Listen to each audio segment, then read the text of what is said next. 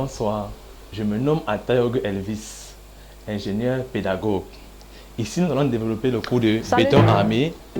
On va prendre pratiquement la notion qu'on appelle compression simple. C'est quoi la compression simple? Nous allons commencer par définir ce qu'on entend par compression simple et ensuite aborder les hypothèses qui permettent d'élaborer ce qu'on appelle la compression simple. Nous allons commencer par la définition. Quand est-ce que l'élément d'un ouvrage est soumis à une compression simple? Lorsque les forces agissantes sur une section droite de cette poteau est soumise à un effort de compression grand N. Grand N, c'est ça qui régit dans les forces extérieures qui s'appliquent au-dessus du poteau.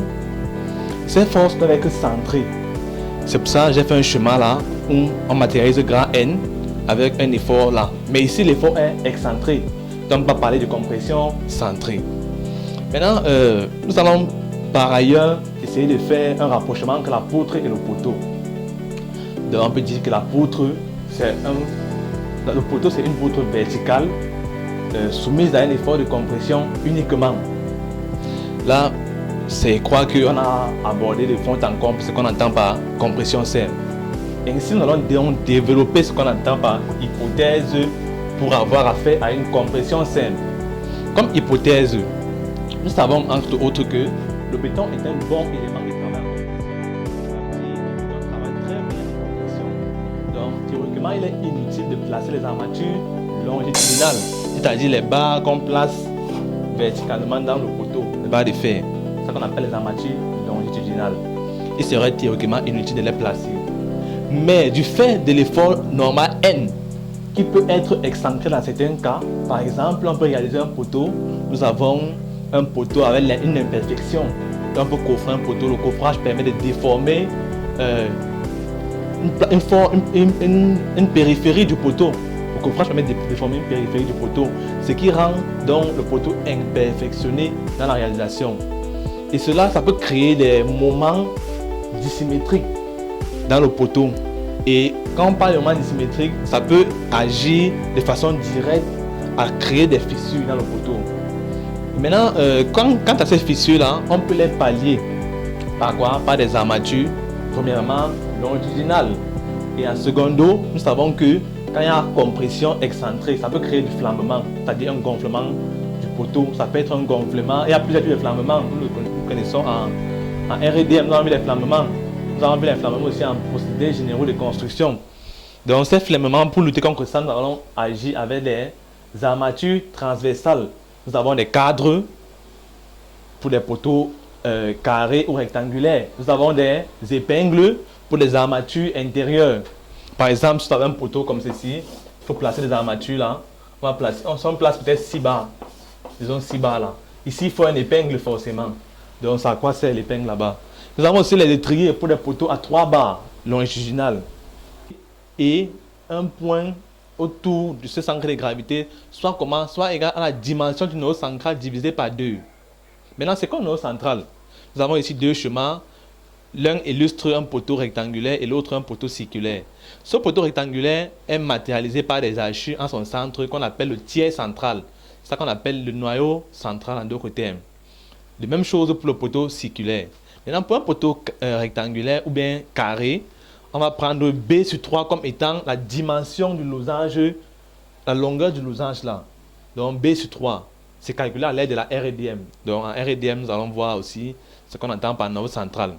Maintenant, sur le sens de la largeur, on va prendre plutôt A sur 3. C'est ça la dimension du noyau central. Maintenant, pour un poteau circulaire, ça sera le rayon divisé par 4. Ça veut dire que si on veut qu'il y ait compression centrée, il faut que la distance entre le centre de gravité G et l'effort normal N soit égale à quoi?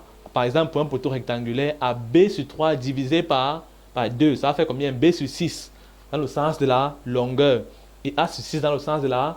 Secondo, nous avons le lancement mécanique lambda doit être inférieur à 70.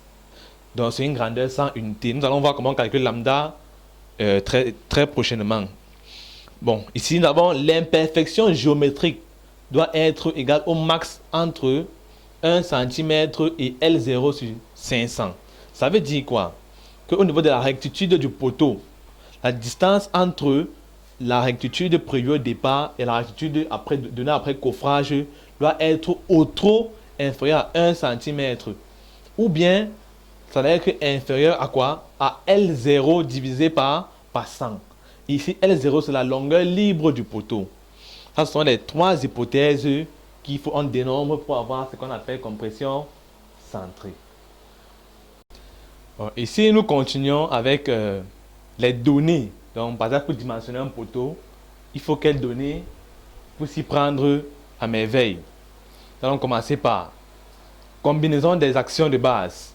On sait que NU, c'est la force résultante de compression centrée sur le poteau, qui est donnée par 1,35 G plus 1,5 Q. Et si vous avez fait le premier chapitre, vous allez constater qu'on appelait grand G quoi? La force permanente.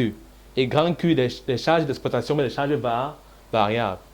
Quand on est en Afrique, nous n'avons pas les neiges, nous ne tenons pas compte des neiges dans les calculs du poteau. Et on ne tient pas compte non plus du vent, parce que le vent n'agit pas sur le poteau. Directement, le poteau est transmis, par exemple, de la charpente, ça prend le poids de la poutre et ça transmet au sol. Donc, il n'y aura pas les effets du vent dessus. S'il faut tenir compte des effets du vent, on a combiné ça depuis la tôle, depuis la charpente, bien depuis la dalle. Mais ici, nous allons se limiter au cas où nous avons 1,35 G plus 1,5 Q. Et ça, on appelle l'action de base, NU. Maintenant, longueur de flambement, LF. C'est abrégé FF, longueur de flambement, LF. Nous avons distingué le cas des poteaux libres, le cas des poteaux de bâtiment. Pour le cas des poteaux de bâtiment, nous avons ici la L0, la longueur, la hauteur libre du poteau, qui est pris entre le niveau bas de la fondation et le niveau du plancher haut. Ça, L0. Et de même, ici, nous notons entre le plancher bas du rez-de-chaussée et le plancher haut, le niveau du plancher haut de l'étage suivant. Donc, c'est ça L0 là. Et pour calculer la longueur de flambement pour un poteau de bâtiment, on va faire 0,7 fois L0. Maintenant, revenons au cas des poteaux libres. Nous avons 5 types ici au tableau. Premier type, c'est le cas où l'extrémité supérieure est libre et l'extrémité inférieure est encastrée. Dans ce cas, la longueur de flambement sera égale à 2 L0. Dans le cas où les deux extrémités sont articulées, c'est-à-dire des rotules, on aura longueur de flambement égale à quoi? À L0 tout court. Dans le cas où l'extrémité supérieure est un appui simple et l'extrémité inférieure est un encastrement, la longueur de flambement sera égale à L0 de même. Pour un cas où l'extrémité supérieure est une rotule, bien une articulation, et l'extrémité inférieure est un encastrement, on aura longueur de flambement égale à quoi? Racine de 2 sur 2 fois L0.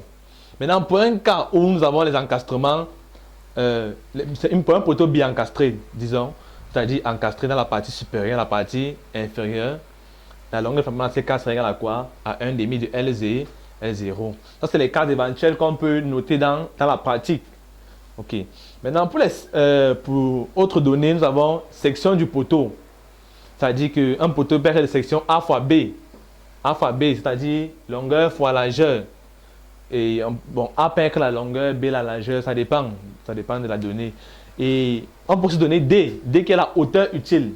Nous savons tous que D égale à quoi? D égale à quoi? 0,9 H. Ça, c'est qu'on le sait en pratique. Où H, c'est le côté le plus grand entre A et B. 0,9 H. Et aussi, on peut avoir pour un poteau circulaire quoi, le rayon ou le diamètre. Bon, maintenant, caractéristiques des matériaux. Il faut toujours les caractéristiques du matériau parce qu'au marché, il y a les matériaux sont différents. Par exemple, on sait que la FC28, c'est la résistance caractéristique du béton à 28 joules, qui est calculée à l'aide d'une formule qu'on va voir dans la suite. Et FE, c'est la résistance limite de l'acier. Nous avons ici au Cameroun, bien ailleurs, nous avons les différents types de résistance limite d'acier. Les ronds lisses qui peuvent être entre 235 et 250. Nous avons les hautes adhérences 400, 500 mégapascales. Donc ça dépendra. Ça, c'est ce qu'on peut avoir comme données pour pouvoir établir le calcul, le dimensionnement d'un poteau. Ok, passons donc à l'organigramme pour pouvoir le faire.